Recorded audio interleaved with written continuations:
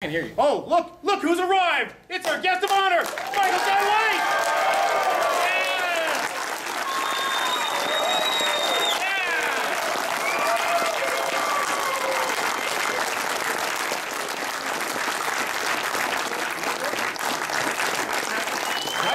I had a big, long, fancy speech that I was going to read all about, but you're here. We've got you. Oh. That's the important thing.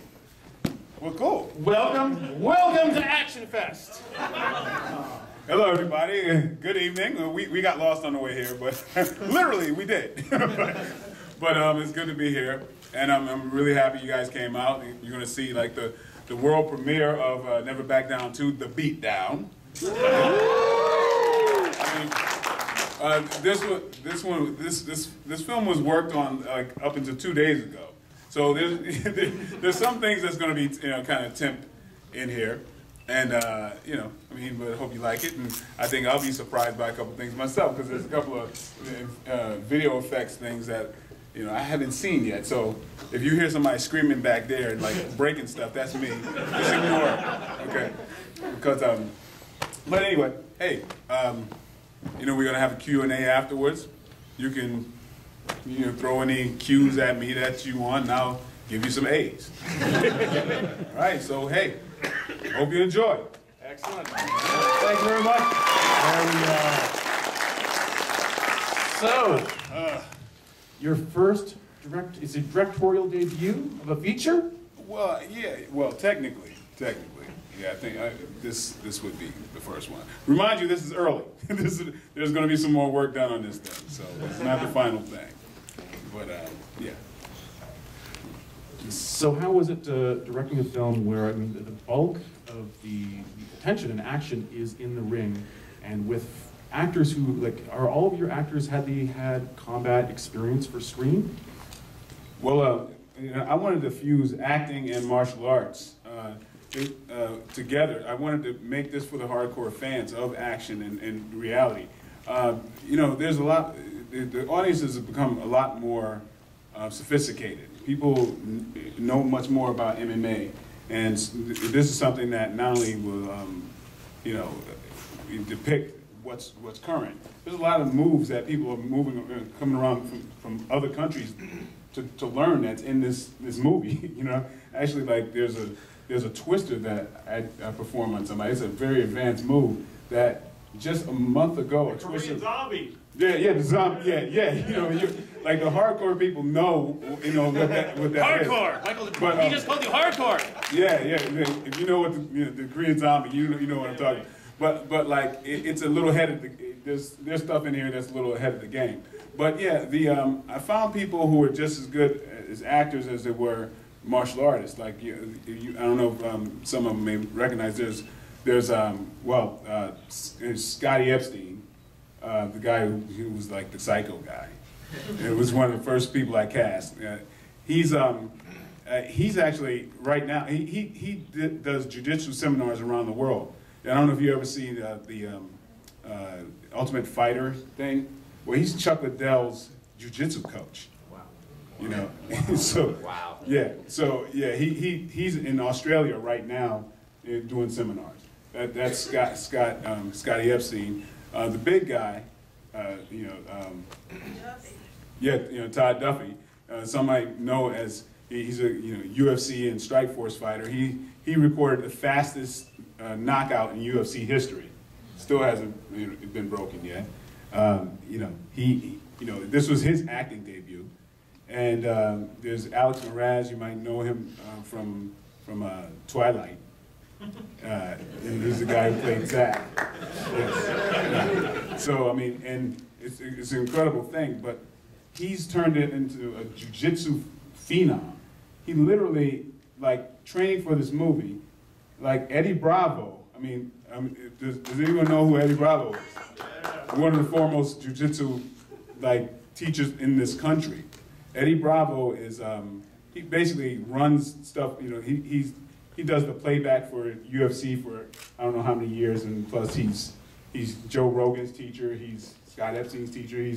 That guy's got schools all around the world. He's like a rock star in jiu-jitsu. He's one of the only people Americans who tap out a famous Gracie in Brazil, but he was the DJ in the movie. No way. Yeah, and so, and then we have Dean Geyer, who's like been in martial arts since he was 3 years old, and he's a third-degree black belt in Shotokan. So we got people who are legitimate and as well as actors. So this is probably one of your most hard to defeat casts you've ever seen in a movie. What did the fight director, Larnell Stoville, what did he bring to it? And how do you know Larnell?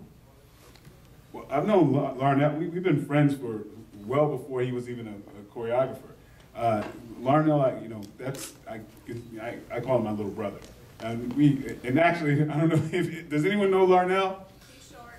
He's short. Who said that? So, okay. Yeah, well, and somebody's recording this, and I didn't say it, she did. Okay. But Larnell is one of the best choreographers in the game. Last year, he won the choreographer award here in ActionFest. I'm very proud of my little brother, and he popped up a couple of times in this movie. He actually. That was him. The picture of my father was him. that was him. And I don't know if anybody's a Black Dynamite fan, but he was the grandmother who got kicked across the room. He put on the dress and knocked him across the room. But yeah, Larnell's just an amazing fight coordinator, and you're going to see a lot more from him. Yeah.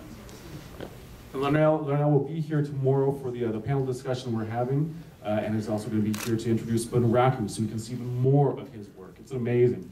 So we don't have a lot of time here because we've got to do a tight turnaround. Do we have any questions from the audience? Yes. I noticed. I think everybody can hear him. I noticed in the middle of the film, when the warehouse dojo was first opened, you were training a kata nahachi. With a certain man. Where did you learn this kind of nahachi, and why did you decide to use it in the film? Well, I mean, first of all, it's a short kata. Everybody can hear me, right?